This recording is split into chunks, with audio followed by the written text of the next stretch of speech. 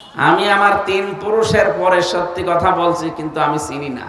আমার বাবা রিয়াজউদ্দিন, তার বাবা জাহান আলী, তার বাবা নমাজ আলী, এরপরে আমার আর জানা নেই। আমি চিনিও না, তাদের নামও জানি না। আর আমি কোনোদিন আমার বাবার কাছে, আমার দাদা তো মরে গেছে, আমি জিজ্ঞাসা করিনি যে তোমার বাবার কি নাম ছিল। আমার দরকার নেই। আমি বোঝার জন্য বলছি, আমি একটা আলেম মানুষ। আপনারা জানেন আমি অনার্স মাস্টার্স করা কোরআনের উপরে।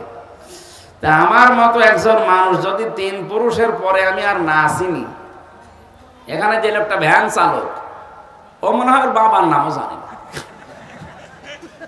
তিন পুরুষের পরে যে লোকটা মরে গেছে, নমাজ আলীর বাবা, সে মাত্র 61 বছর আগে মরেছে। আমি হিসাব করলাম, আমার বাবাকে জিজ্ঞাসা করে মাত্র 61 বছর আগে সে মারা গেছে। সেই লোকটা এখন যদি এসে কুষ্টিয়াতে বলে যে এই 2 তলা বাড়ি আমার, এই ভিটা আমি বানিয়েছিলাম, ওর দাঁত মুখ সব খুলে ফেলবো না।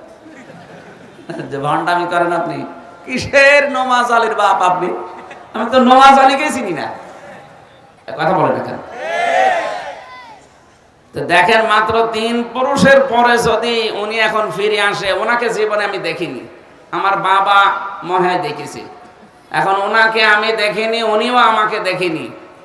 উনি এখন নিজে অসুস্থ। এই ভিটা কিন্তু ওনারই, কুষ্টিয়ার যে ভিটা, এই ভিটা ওনার না? এক কথা বলেন না কেন? এইটার জন্য উনি ডান হাত বাম হাত দেখেনি, কত কষ্ট স্বীকার করে বিশাল সাম্রাজ্য বানিয়ে রেখে গেল। অথচ এখন সেই লোকটা মাত্র 61 বছর পরে এসে তার নিজের বাড়িতে আর উঠতে পারবে না। হয়তো এখন যদি থাকতেও দেই, বলবো মসজিদে যে থাকেন, সকালবেলা ফোটেন।